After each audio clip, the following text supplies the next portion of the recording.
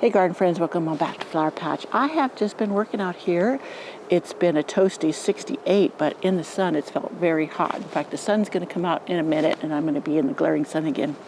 It's just behind some trees at the moment, but lots of things going on. I've been trying to get done. It's that time of year where it seems like everything needs doing at once. So we're going to get going on the chores in the garden today.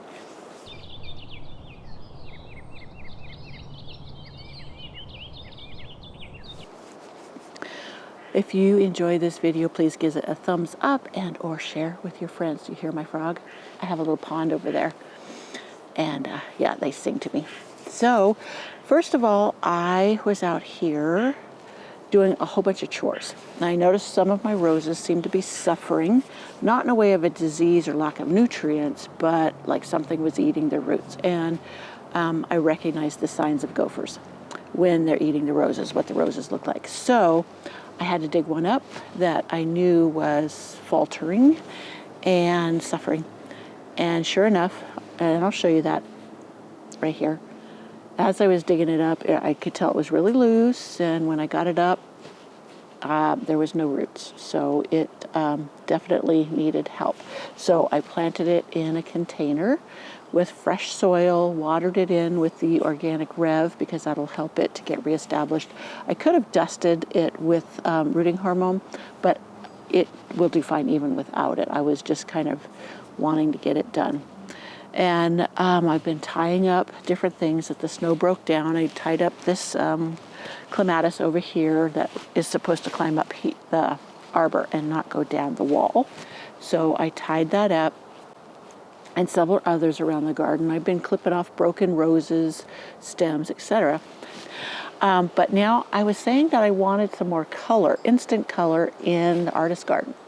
I'm trying to focus on one bed and get it to where I'm loving it, and then I'll move on to another one. So that's my idea for trying to stay focused. That's tough for me. But anyway, so what I decided was, since that was purple and orange, that I would put these petunias. These I got at Lowe's on the bargain rack a month ago, and they've been in the greenhouse, and they've made it through the freezing cold temperatures and been just fine. And even if we were to get a late freeze, they would come through it. That's one thing I love about the wave petunias. At least that's how they've worked for me. One year I had grown some from seed. I had so many that I lined all of my garden beds in the secret cottage garden with the petunias that I grew from seed, the wave petunias. And then came a late freeze, and it was a hard one. And it was like down into the 20s for 3 nights in a row. And I thought for sure those petunias were going to be toast. And they came through it just fine. It didn't even look like they had been bothered a bit. So that is another thing that has sold me on using wave petunias in my garden. They do so gorgeous for me, and they're just stunning. So I'm going to line the bed, the artist garden, with these petunias. I've already put alyssum in to outline the bed, and then this will bring me some instant color. I have another 6-pack if I want to use it too, but you space these about 24 inches apart because they really fill in, and I'll see how far they go, and then I'll decide whether I want to use any of the others. I had thought of using them in my containers on each side of the sidewalk, but if they don't go that far, I do have others I could put in there, or other plants. So this is, I'm flying by the seat of my pants on what I'm doing. I hadn't even thought of moving these barrels that are beside the sidewalk. And sometimes, I don't know, I never can settle on anything. But that's what I'm going to do now. I'm going to plant these petunias in the artist garden.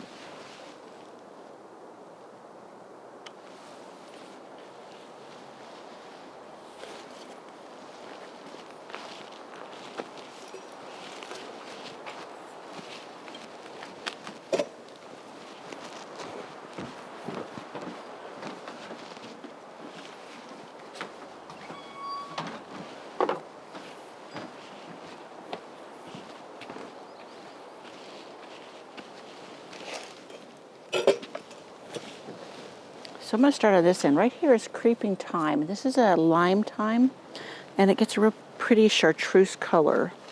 I do have a couple of boxwoods, like I was thinking of putting one there on the other side of the sidewalk, and they do provide pretty evergreen color here, but I haven't settled completely on that. And I need to move this. I don't know what that's for, but we'll get that out of the way.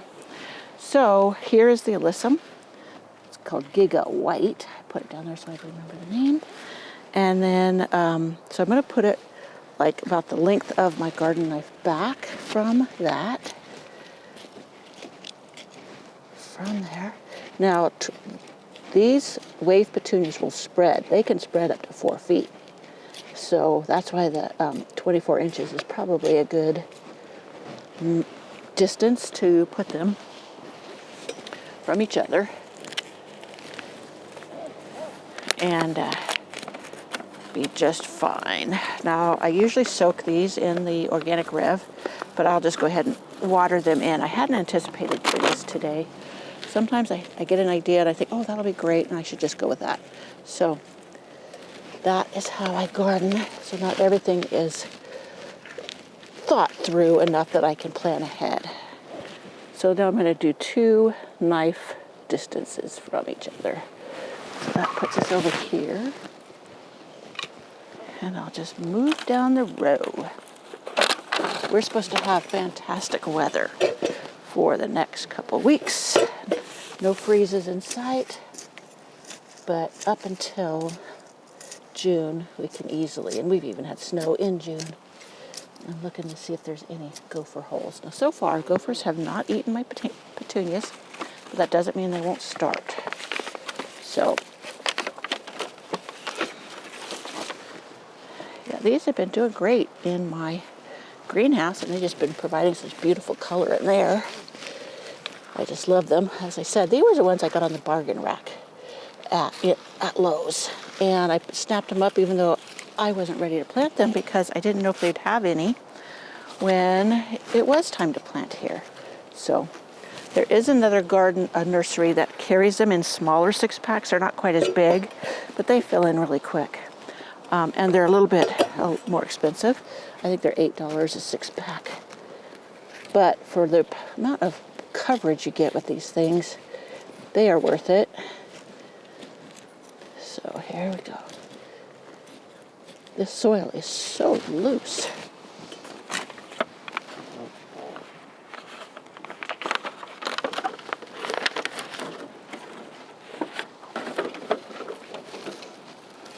Ooh, this one on the end is dry. Must not have been watering evenly in that. It was sitting in a tray. So let's get that one in the ground.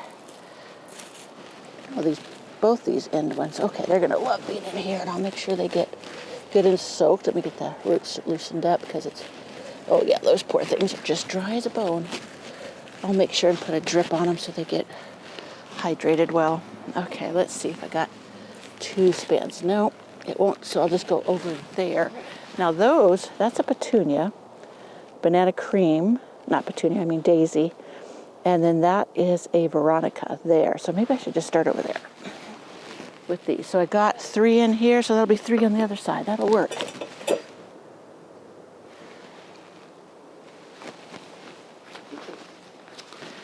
Alrighty, let's get over here.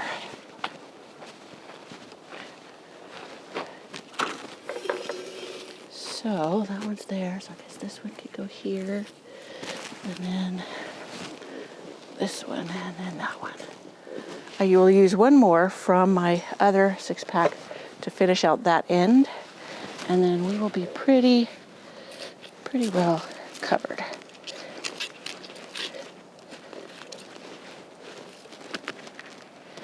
Now, I put in the drip system last year, so that really will go far in helping everything be really healthy in here. And through the summer, oh, I guess I was just too close. Let's see how well this goes. There's a bug got on my face. Let's see. 1, 2, yep. Oh, I got a bunch of those wild violets coming up I don't want in here.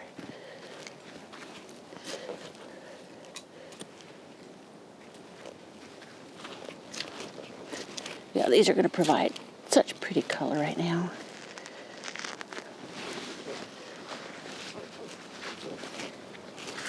Okay, so this one, 1, 2.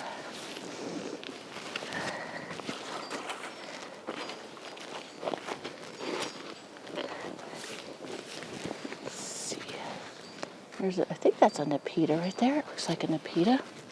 This piece of alyssum I put here doesn't look like it's going to make it. Oh, I see some underneath it. Okay. I think this will do great. Great, great, great.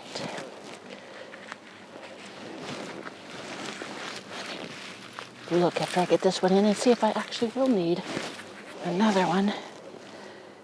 There's a bunch of iris right there, so I really don't think I need it. I could always add it later.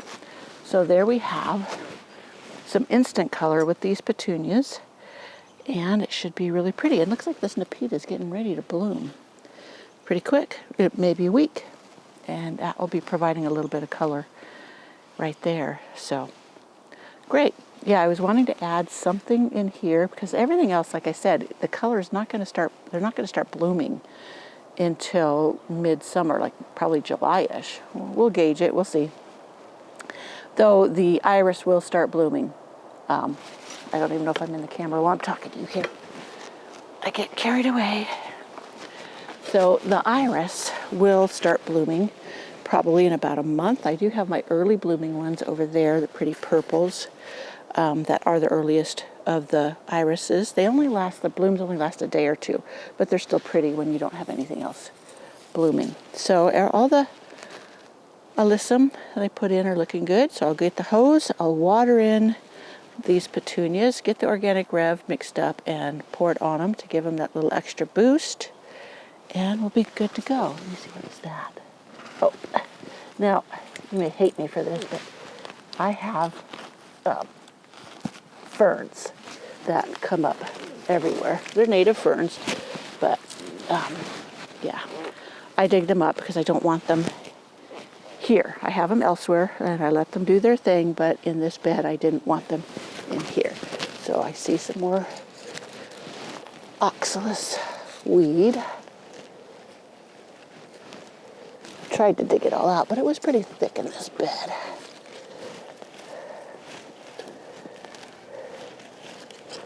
Yeah, there we go.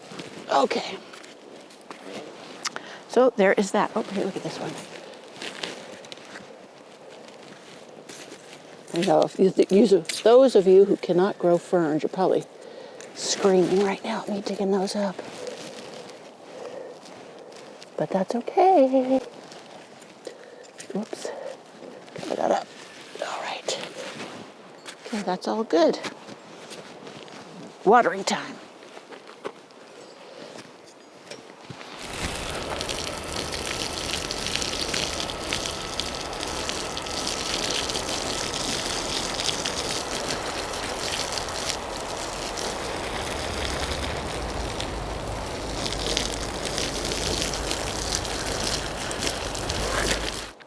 So after doing this one edge of the bed, and you saw me just now water it in, after I planted it, I thought there's the pathway and then there's this bed. I haven't fully settled on what's going in this bed. I have a bunch of Gomphrena.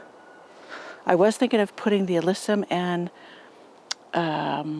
petunias along here, but I have a bunch of Gomphrena, and I started from seed. It's not really, I don't know if it's the soil it's in, but it's not really taking off like I had thought it would. So it needs to get in the ground. And so I think I'll go ahead and get that planted right now too and give it a chance to get established out here. So I'm going to go grab my trays of Gomphrena and plant it all along on this side. And the colors are comparable. It's white with that fuchsia pink and pink. So it will go well with the petunias that are on this side. Like I said, I had thought about the other 6-pack of petunias and putting them along here. But knowing I want that Gomphrena over here, I think that would be too much of that fuchsia pink. So I'm going to get my Gomphrena, put it in here, and then be good to go and use that other petunias. Maybe I thought also along the back part of this artist bed, the artist garden. There's a hole along the block wall. So along this block wall here, all along here is a straight edge, and I could put the petunias along there and it would drape over that wall. So that would be really pretty too for that. As you can see, I don't have anything settled. I had thought maybe of putting some of the petunias along that back wall that I showed you. And that would be pretty there. I could also put some of the Gomphrena there. That would make it blend with this bed. So that would work as well. And then I could use the 6-pack of those other fuchsia petunias over on that side of the entrance garden in one of these beds. And then that would help to draw or make the whole garden more cohesive and work together. So repeating a certain plant throughout the garden, or either several plants, can make it cohesive, even if you don't have all the same plants in all the gardens, because I'm not going to have all orange zinnias throughout. I'm going to have different colors over there. Over here, it's going to be the Gomphrena. I'm thinking I'm going to make my cutting garden. And you can see, like right now, the sun's coming past the trees. Those trees block sun throughout my rose garden and the entrance garden during certain hours of the day, which during the fall and spring gives me limited sun in these areas. So things will start towards fall, will start to lean to get more light, but those trees are marked to come down. They're hazardous. I don't know when they're going to take them down. I just saw that they were freshly marked, and I know the markings means they're going to take them down. But I will get so much more sun in the spring and fall. It's going to make a huge difference in what I can grow well in both this entrance garden and my rose cottage garden, and also my secret garden. It'll help there too. So that's one thing I've struggled to get, is direct sun, because we're surrounded and so close to the evergreens here where I am at. So it's a plus for me to get more sun. So I think that's it. I'm going to get my Gomphrena. I'm going to start planting it.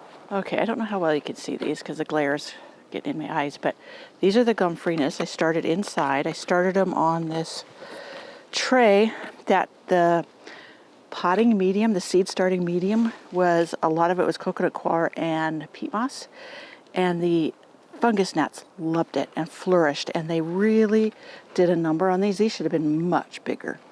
But yeah, they have struggled and struggled. So I'm going to put them out now and then give them a shot of organic Rev.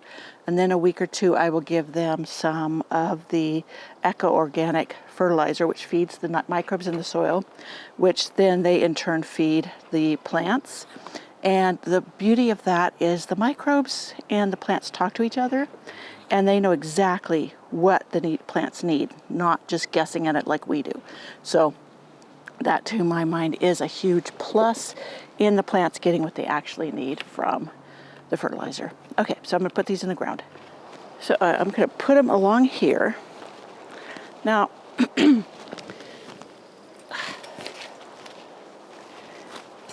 Gomphrena, again, I think they said 18 inches tall. So in the interim, not interim, but I'll get rid of these strawberries here. They are just, sometimes I let them run as a good ground cover. And then I just pull them out where I don't want them anymore. So, yeah, I need to go get my gloves.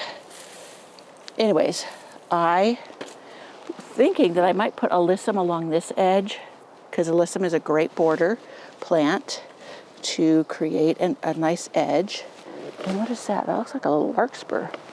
And then, so I want the Gomphrena to be back maybe a length of this. I don't think this is, maybe a foot, I'm not sure, from this border piece. So this is my Huckleberry Fudge Iris. I love that thing. It has got such an interesting color. This is a plant coming up that I don't know what it is. So, one thing about it, the root system of these little plants is not that big. So, I don't have to dig a very big hole. Now I will go further to my left. Yeah, that's perfect right there.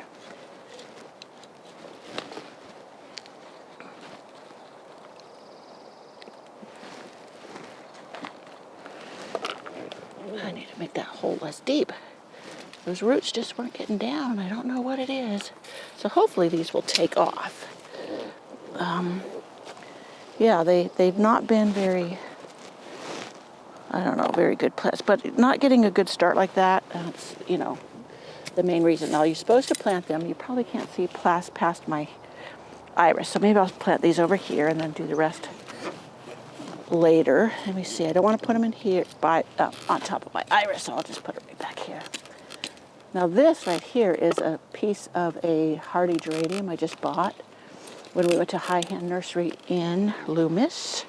It was a variety I didn't have. I don't remember the name of it offhand, but I know hardy geraniums do well for me, and so far the gophers leave them alone. So anything that the gophers leave alone, I try to get more of to add to my garden.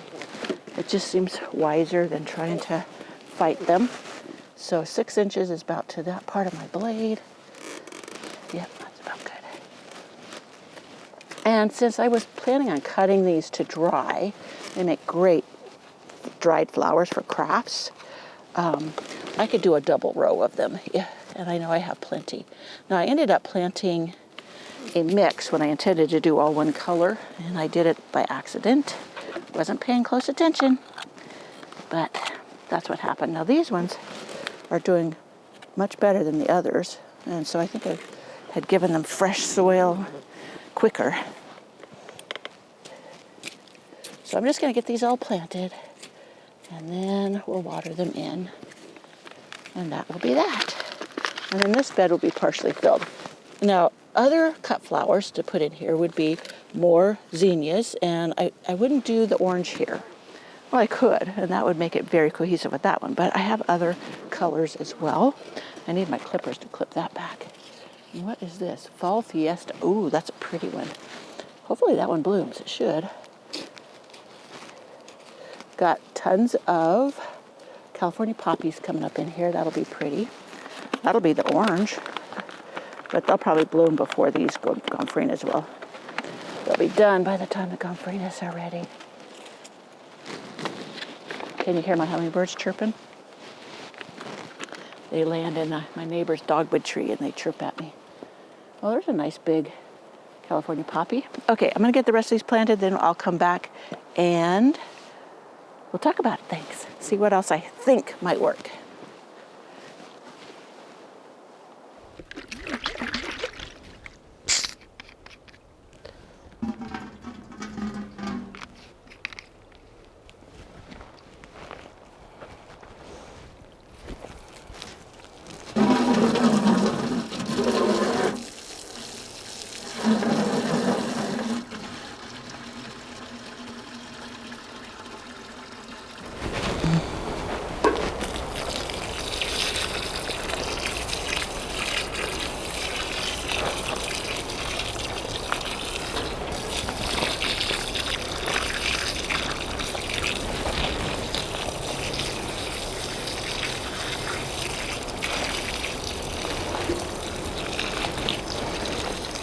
Well, I hope you're able to see some of that. Anyways, so that's it for today, my friends. I'm pretty well pooped out. Got some chores done. I feel good. I got them watered in. The Gomphrena, I did put some along this wall here in the artist garden. And that'll just blend in so well. So I still would like to put some alyssum along the edge of that bed over there. And that will make it cohesive with the artist garden, and will be a great edging to the border.